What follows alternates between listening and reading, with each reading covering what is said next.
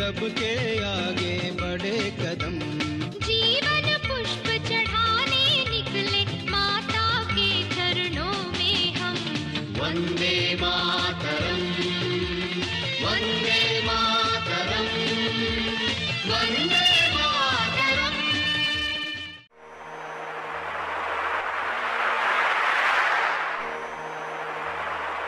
जय हिंद, वंदे मातरम, भारत माता की जय। आज हम बात करते हैं एक ऐसे क्रांतिकारी की जिसके बोलने से, जिसके लिखने से अंग्रेज थर्राते थे। एक ऐसा क्रांतिकारी जिसको इतिहास में भुला दिया गया। सामने आप चित्र देख रहे हैं, महर्षि दयानंद का चित्र है। महर्षि दयानंद के जो अनन्य शिष्य थे, महर्षि दयानंद की विचारधारा के ऊपर चलने वाले थे। स्वदेशी की विचारधारा, स्वराज्य की विचारधारा। आज यदि हम महर्षि दयानंद की बात करें तो इस देश को पाखंड से मुक्त करवाने में महर्षि दयानंद का बड़ा योगदान है। महर्षि दयानंद ने केवल वेदों का उद्धार नहीं किया था, केवल गुरुकुलीय शिक्षा व्यवस्था को दोबारा से स्थापित नहीं किया था। महर्षि दयानंद ने केवल भारतीय लोगों के बीच से ढोंग आडंबर पाखंड का निर्मूलन नहीं किया था, बल्कि महर्षि दयानंद ने क्रांतिकारियों की एक ऐसी गंगा को प्रभावित किया था। महर्षि दयानंद उस गंगोत्री की तरह थे, उस पितामह की तरह थे, उस हिमालय के बड़े शिखर की तरह थे जिन्होंने बहुत से क्रांतिकारियों को खड़ा किया था। महर्षि दयानंद, उनके शिष्य स्वामी श्रद्धानंद बहुत बड़े क्रांतिकारी थे। श्यामजी कृष्ण वर्मा बहुत बड़े क्रांतिकारी थे। श्यामजी कृष्ण वर्मा की प्रेरणा से वीर सावरकर बहुत बड़े क्रांतिकारी थे। वीर सावरकर ने नेताजी सुभाष चंद्र बोस को आजाद हिंद फौज बनाने की प्रेरणा दी। भगत सिंह के दादा सरदार अर्जुन सिंह, जिनको दीक्षा देने का काम खुद महर्षि दयानंद ने किया था, महर्षि दयानंद ने किया था, तो सरदार अर्जुन सिंह बहुत बड़े क्रांतिकारी थे। सरदार अर्जुन सिंह के दोनों बेटे बहुत बड़े, तीनों बेटे बहुत बड़े क्रांतिकारी थे। भगत सिंह बहुत बड़े क्रांतिकारी थे। तो महर्षि दयानंद का इतना उपकार इस राष्ट्र के ऊपर है। इस राष्ट्र को सही मार्ग पर चलाना, इस राष्ट्र को क्रांति के मार्ग पर चलाने में महर्षि दयानंद का बड़ा योगदान है। और इसी प्रकार महर्षि दयानंद के शिष्य थे भाई परमानंद। आप में से मैं यदि बात करूं तो 100 में से 99 लोगों ने उनका नाम नहीं सुना होगा। उनके बारे में किताबों के अंदर पढ़ाया नहीं जाता, उनके नाम के कोई शिलालेख नहीं लगे हुए, कहीं उनके नाम की पट्टियां नहीं लगी हुई।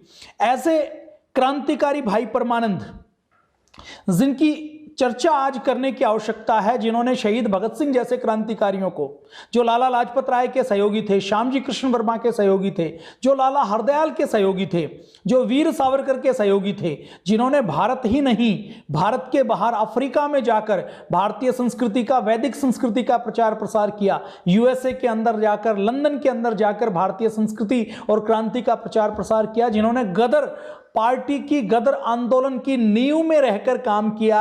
ऐसे भाई परमानंद को हम पूरे राष्ट्र की ओर से, पूरे पतंजलि योगपीठ परिवार की ओर से उनको स्मरण करते हैं, उनको नमन करते हैं। अंग्रेज भाई परमानंद जो लिखते थे, जो बोलते थे, उससे घबराते थे, उससे थर्राते थे। और भाई परमानंद जी के बारे में पंडित लेखराम जी, जो आर्य समाज के मूर्धन्य विद्वान हुए हैं, वो ये कहते थे कि ये जो भाई परमानंद हैं, इनके अंदर भय नाम की नस नहीं है।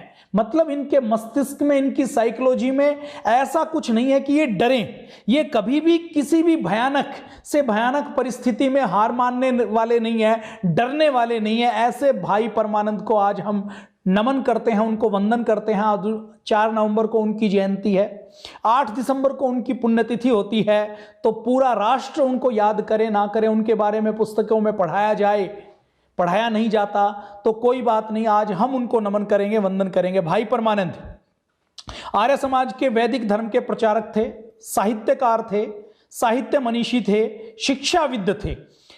अंग्रेजों ने उनसे, अंग्रेज इतने घबराते थे कि उनकी पुस्तकों के ऊपर छपने से पहले बैन लगा देते थे, उनकी पुस्तकों के ऊपर बैन लगा देते थे। और कुछ पुस्तकों के ऊपर तो जो बैन लगाया गया वो आजादी के बाद भी चलता रहा। शहीद भगत सिंह को, सुखदेव को, पंडित राम प्रसाद बिस्मिल को, करतार सिंह सराबा जैसे युवाओं को प्रेरणा देने का काम भाई परमानंद ने किया था। भाई परमानंद जी ने उस समय 1901 के आसपास एमए की थी। आप समझ सकते हैं कि 1901 के आसपास, आज से 125 साल पहले, जब कोई 10वीं पास बहुत बिरला व्यक्ति करता था, 12वीं बिरला व्यक्ति पास करता था, ग्रेजुएट कोई बिरला व्यक्ति होता था। उस समय एमए पास की थी। एमए पास करके भाई परमानंद चाहते तो बहुत ऐशो आराम की जिंदगी जी सकते थे, लेकिन भाई परमानंद ने ऐशो आराम की जिंदगी को ठोकर मारकर देश की सेवा करने का मार्ग चुना। भाई परमानंद ऐसे क्रांतिकारी थे जिन्होंने अंडमान निकोबार की काले पानी की यातनाओं को भी हंसते हंसते सहा था, और यातनाएं भी, काले पानी की यातनाएं भी उनके संकल्प को, उनकी क्रांति की विचारधारा को तोड़ नहीं पाई थी। भाई परमानंद की हम बात करें तो भाई परमानंद बहुत बड़े इतिहासकार और लेखक थे। भाई परमानंद ने बहुत सी पुस्तकें लिखी हैं भारत के युवाओं को जगाने के लिए, भारत के इतिहास के विषय में, यूरोप के इतिहास के विषय में, वीर बंदा बैरागी के विषय में, पंजाब के आंदोलन के विषय में, महाराष्ट्र के आंदोलन के विषय में, महाराष्ट्र के इतिहास के विषय में उन्होंने खूब पुस्तकें लिखी। और उन्होंने जो पुस्तकें लिखी वो पुस्तकें कोई जीविकोपार्जन के लिए, धन कमाने के लिए या केवल बुद्धि के लिए, अपना नाम करने के लिए नहीं लिखी, बल्कि उनका स्पष्ट उद्देश्य था कि हमें एक वैचारिक आंदोलन खड़ा करना है, हमें देश का और समाज का जागरण करना है, संस्कृति का जागरण करना है। ऐसे महानायक भाई परमानंद थे। भाई परमानंद को भाई उनके साथ टाइटल लगता था, उसकी भी हम बातचीत करेंगे। उनके जो जानने वाले लोग हैं वो उनको देवता तुल्य मानते थे। देवता तुल्य किस प्रकार से मानते थे कि उनकी पर्सनैलिटी ऐसी थी, उनकी शारीरिक मानसिक संरचना ऐसी थी कि वो हुतात्माओं के, बलिदानियों के भी प्रेरक के रूप में थे। लोग उनको देवताओं की श्रेणी में, उनकी पर्सनैलिटी ऐसी थी कि वो उनको देवताओं की श्रेणी में रखते थे। स्वतंत्रता संग्राम के केवल सेनानी नहीं थे, बल्कि वो एक क्रांति दृष्टा थे, युग दृष्टा थे। वो अपने लक्ष्य की प्राप्ति के लिए शस्त्र और शास्त्र, कलम और पिस्तौल को कैसे प्रयोग किया जाए, इसका बहुत अच्छे से इस्तेमाल करना जानते थे। अपनी लक्ष्य की सिद्धि के लिए मन को, शरीर को, बुद्धि के उपयोग को किस प्रकार से हम करें, इसके बारे में बहुत अच्छे से भाई परमानंद जानते थे। भाई परमानंद को देवता क्यों कहा जाता था, देवता के तुल्य कैसे कहा जाता था? भाई परमानंद एक बार जब अफ्रीका में वैदिक धर्म के प्रचार प्रसार के लिए गए हुए थे, तो अफ्रीका में वैदिक धर्म के प्रचार प्रसार के लिए गए हुए थे, तो अफ्रीका के एक पिछड़े गांव में उन्होंने देखा कि एक छोटी सी बच्ची को शहद चुराने के आरोप में पेड़ से बांधा गया है, और उसके पेड़ के चारों ओर लकड़ियां रख के उसको आग लगाने की तैयारी कुछ अफ्रीकन लोग कर रहे हैं। अब वो आग लगाने के लिए कुछ महिलाएं जो तैयारी कर रही हैं, वो घर के अंदर से दिया सिलाई लेने के लिए गई। भाई परमानंद ने जब देखा कि एक बच्ची रो रही है, पेड़ से इसको बांधा गया है, उसने बच्ची से बातचीत की, तो बच्ची ने कहा कि मैंने शहद चुराया है, मुझे भूख लगी थी तो शहद चोरी की मैंने, और शहद चोरी करने के कारण गांव की ये जो दबंग लेडीज हैं ये मुझे जलाना चाहती हैं। भाई परमानंद ने उस बच्ची को खोल दिया, खुद उनके स्थान पर बैठ गए। जब वो महिलाएं आई तो ये कहा कि इस बच्ची का दोष नहीं है, इस बच्ची का दोष मैंने अपने सिर के ऊपर ले लिया, जो तुम इसको सजा देना चाहती हो वो सजा तुम मुझे दे दो। भाई परमानंद का यह वाद विवाद चल रहा था कि उन अफ्रीका की हबसी बस्ती का कोई प्रमुख, वहां का जिम्मेदार व्यक्ति आया। उसने देखा कि ऐसे ऐसे ये भाई परमानंद के साथ महिलाएं लड़ाई कर रही हैं, तो उसने सारी बात का पता लगा तो उन्होंने भाई परमानंद को उन महिलाओं से छुड़वाया। उस समय भाई परमानंद के साथ विलियम नाम के एक ईसाई अंग्रेज होते थे, जो दक्षिण अफ्रीका में उनकी दोस्ती उनके साथ हो गई थी। तो वो विलियम जो भाई परमानंद से थोड़े पीछे रह गए थे, वो उनके पास आए, और उनके पास आकर जब उन्होंने देखा कि ये वैदिक धर्म का प्रचारक, भारतीय संस्कृति का प्रचारक इतनी भावना रखता है, इतनी दयालुता रखता है कि एक बच्ची के जान बचाने के लिए खुद अपनी जान देने के लिए तैयार हो गए, तो भाई परमानंद का ऐसा प्रभाव था कि वो विलियम जो ईसाई था उसने वैदिक धर्म की शिक्षा ली, वैदिक धर्म की दीक्षा ली, और वो कट्टर आर्य समाजी बन गया। तो ऐसा व्यक्तित्व तो भाई परमानंद का था। तो भाई परमानंद के जानने वाले सारे लोग उनको देवता तुल्य कहते थे। भाई परमानंद 1947 तक जीवित रहे। भाई परमानंद की योग्यता ऐसी थी कि वो चाहते तो भाई परमानंद जैसे व्यक्तित्व तो देश का नेतृत्व कर सकते थे, देश को नई दिशा दिखा सकते थे। ये भाई परमानंद की हम जीवनी की बात करेंगे। सामान्य परिवार में भाई परमानंद का जन्म हुआ, लेकिन जो उनका कुल, वंश और खानदान था वो कितना ऊंचा था। आपने पंजाब में गुरु परंपरा की बात सुनी होगी। गुरु तेग बहादुर, सिखों के गुरु तेग बहादुर का नाम आपने सुना होगा। वो जब गद्दी के ऊपर बैठे तो बाबा परागा के पोते भाई मती दास जी को उन्होंने दीवान नियुक्त किया। भाई मती दास जी को उन्होंने अपना दीवान नियुक्त किया, और धर्म की रक्षा के लिए गुरु तेग बहादुर जी ने जब बलिदान दिया तो उससे भी 4 दिन पहले उनके दीवान भाई मतीदास जी के शरीर को आरे से चीर दिया गया था धर्म ना बदलने के लिए। लेकिन भाई मतीदास इतने दृढ़ थे कि गुरु तेग बहादुर जी के साथ चलते चलते उन्होंने अपने संकल्प को डिगने नहीं दिया, हंसते हंसते अपने आप को बलिदान कर दिया और उसके बाद गुरु तेग बहादुर जी का बलिदान हो गया।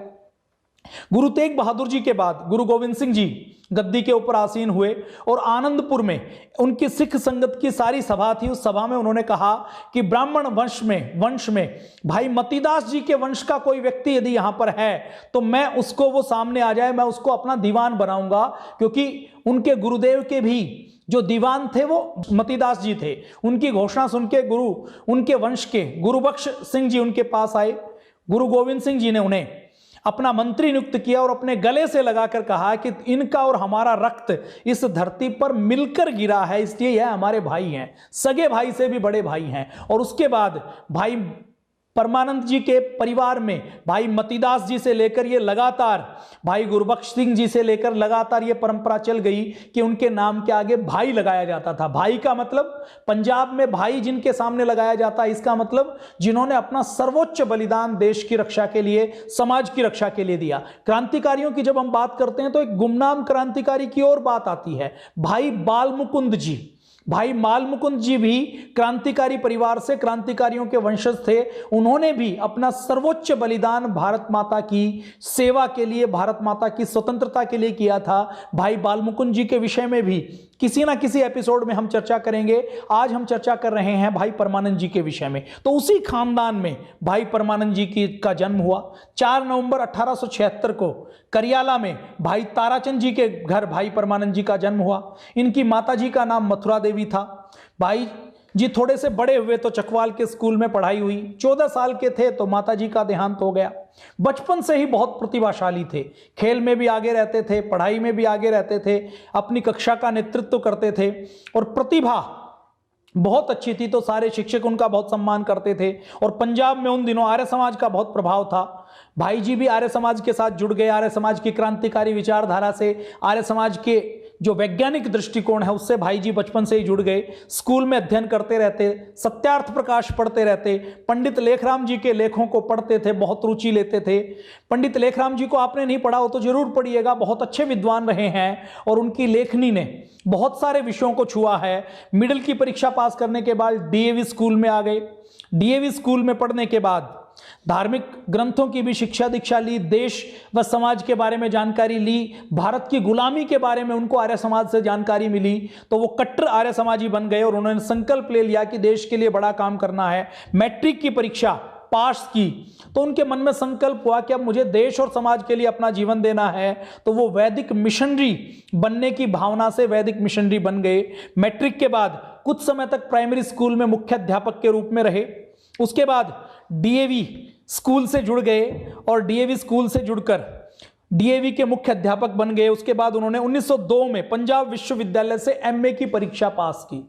अब 1902 में कितने लोग एमए की परीक्षा पास करते होंगे, और जो लोग एमए की परीक्षा पास करते थे, जिनके भाई परमानंद जैसा मस्तिष्क था, उनको अंग्रेजों की सरकार हाथों हाथ हजारों रुपए की नौकरी के ऊपर, सैकड़ों रुपए की नौकरी और सुविधाओं के ऊपर रखते थे। लेकिन भाई परमानंद जी का त्याग देखिए कि केवल 75 रुपए में वो डीएवी की सेवा करते थे, लेकिन वो अंग्रेजों की कोई गुलामी की, कोई बड़ी ऐशो आराम की नौकरी करने के लिए तैयार नहीं थे।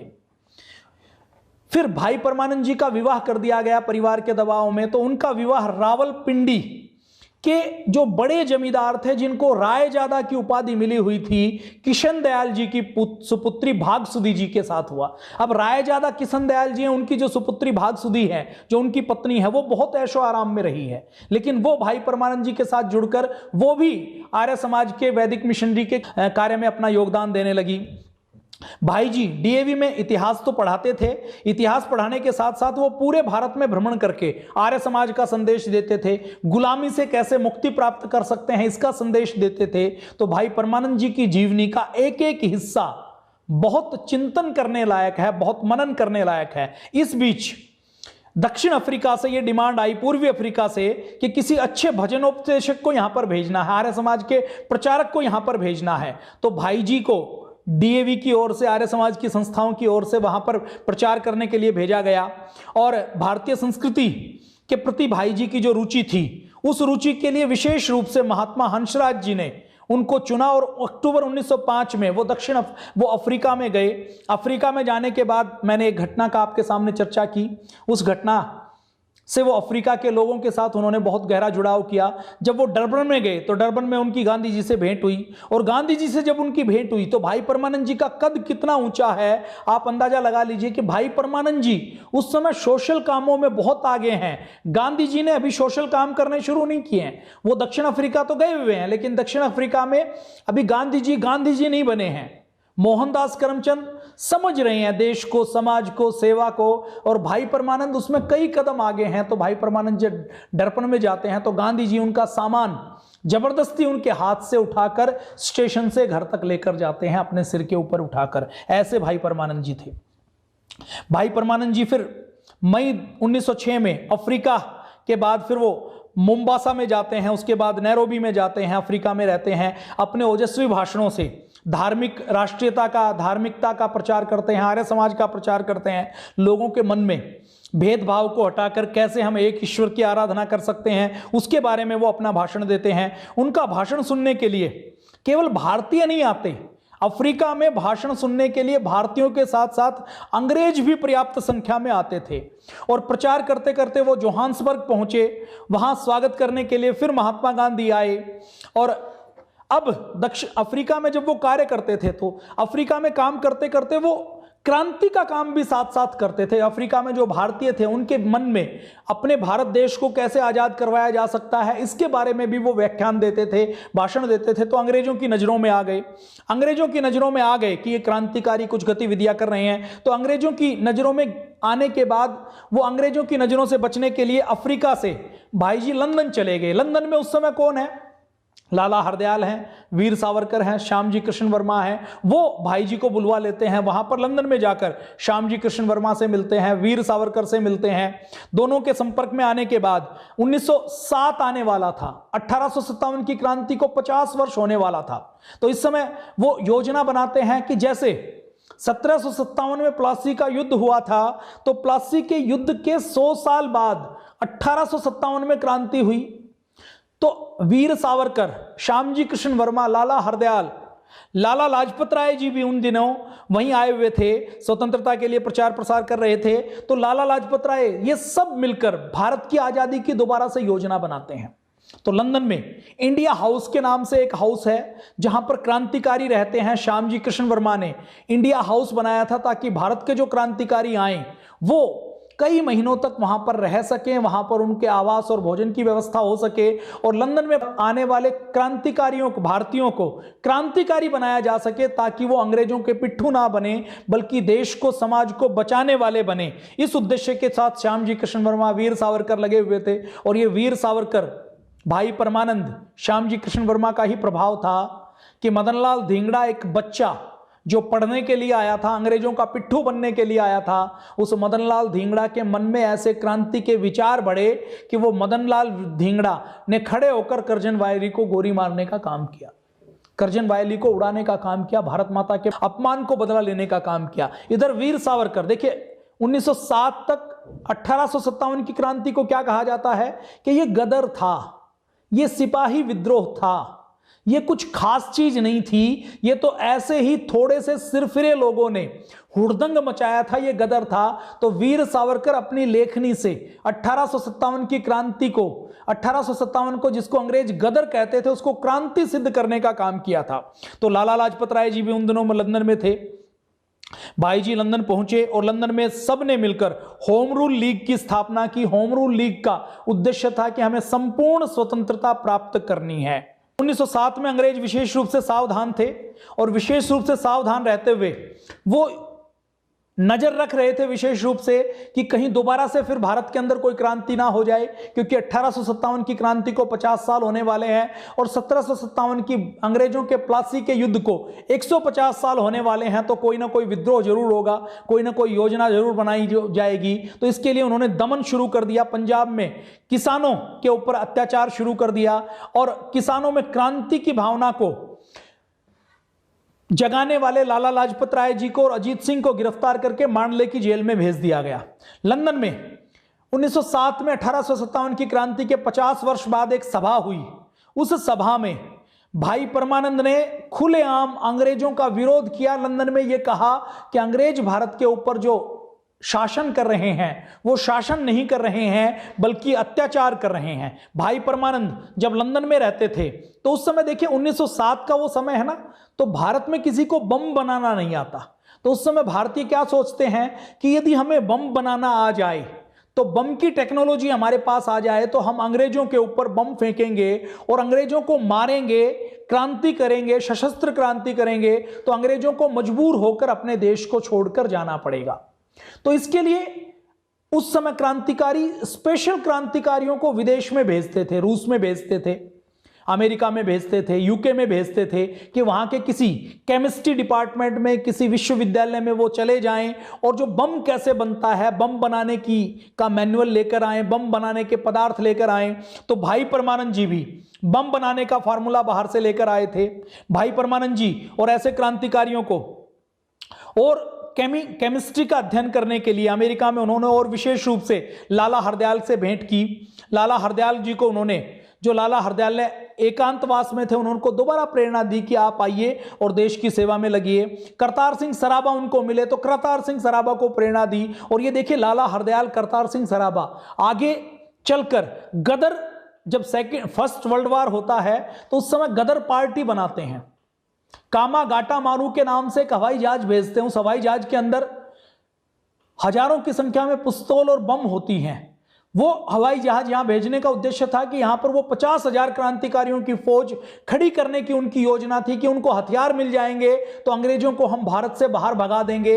इस योजना में करतार सिंह सराबा लगे हुए हैं, सरदार सोहन सिंह भकना लगे हुए हैं। तो उन सब से मिलकर उन सबको भी 1907, 8, 9 में प्रेरणा देने का काम भाई परमानंद करते हैं। अब दिसंबर 1913 में और 1914 में प्रथम विश्व युद्ध शुरू हो जाता है।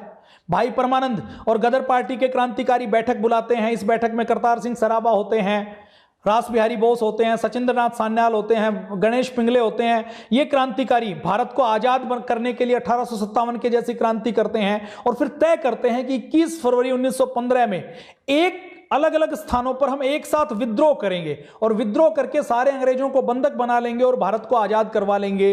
उन्होंने ऐसी योजना बनाई थी कि 1857 की तरह ही हम जितने अंग्रेजों के कैंटोनमेंट हैं, जैसे वाराणसी में, इलाहाबाद में, लखनऊ में, कागरा में, कानपुर में, लाहौर में, फिरोजपुर में, इन छावनियों में इन्होंने संपर्क कर लिया, भारतीय सैनिकों को तैयार कर लिया कि हम 21 फरवरी 1915 को एक साथ कार्रवाई करेंगे और हम अंग्रेजों को एक साथ दबोच लेंगे और अपने भारत को आजाद करवा लेंगे।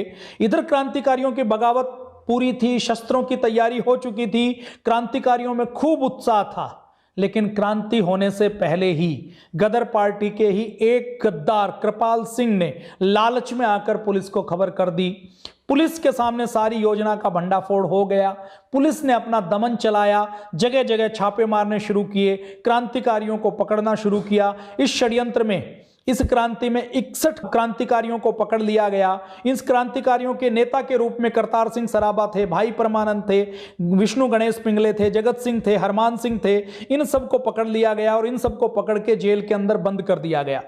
अब जेल के अंदर बंद करने के बाद अंग्रेजों ने ऐसे ही सुनवाई का नाटक किया और नाटक करने के बाद अंग्रेजों ने भाई परमानंद के साथ 24 लोगों को फांसी की सजा सुना दी।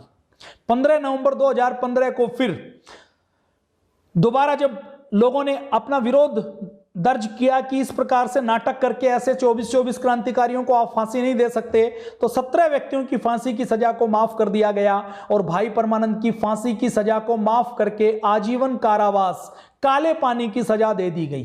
काले पानी के बारे में हमने कई बार चर्चा की है वीर सावरकर की जीवनी में कि काले पानी को अंग्रेजों ने अंडमान निकोबार के ऊपर इसलिए बनाया था, वहां पर सेल्युलर जेल बनाई थी ताकि ऐसे क्रांतिकारी जो ब्रिटिश साम्राज्य के लिए खतरा हो, उनको यहां से, भारत से निकालकर उनको काले पानी की जेल में बंद कर देते थे। और काले पानी की जेल में किसी को एक बार भेज दिया जाता था तो वह जीते जी वापस नहीं आ पाता था। काले पानी की जेल के चारों ओर हजारों किलोमीटर तक केवल समुद्र था और उस समुद्र में कोई कूदकर जंगली जानवरों का भोजन बन सकता था लेकिन उस जेल को तोड़कर बाहर नहीं आ सकता था।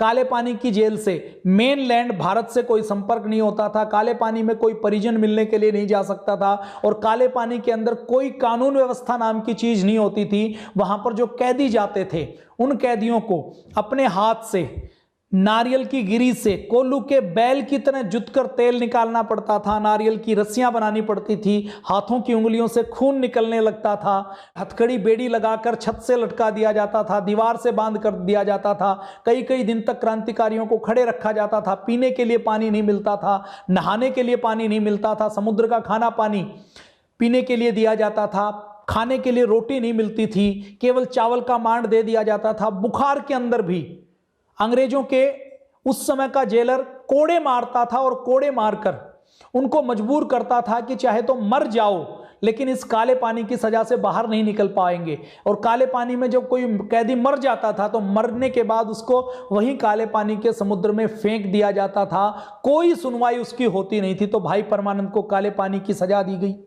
काले पानी की सजा में देखिए जो जितने भी खतरनाक डकैत होते थे, खतरनाक से खतरनाक अपराधी होते थे, काले पानी की सजा के नाम से थर थर कांपते थे। काले पानी की सजा के नाम से उनको यह लगता था कि हमारी चाहे जान ले लो लेकिन हमें अंडमान की काले पानी में मत भेजो। और काले पानी में जिनको भेजा जाता था 2, 4, 10 दिन बाद, 1 महीने बाद उनकी हिम्मत ऐसी टूटती थी कि काले पानी के अंदर वो रोज के कष्टों को, यातनाओं को सहन नहीं कर पाते थे और जैसे ही मौका मिलता था वो समुद्र के अंदर छलांग लगा देते थे या अपने कपड़ों की रस्सी बनाकर फांसी खा लेते थे। उस काले पानी की सजा को भी भाई परमानंद ने हंसते हंसते झेला।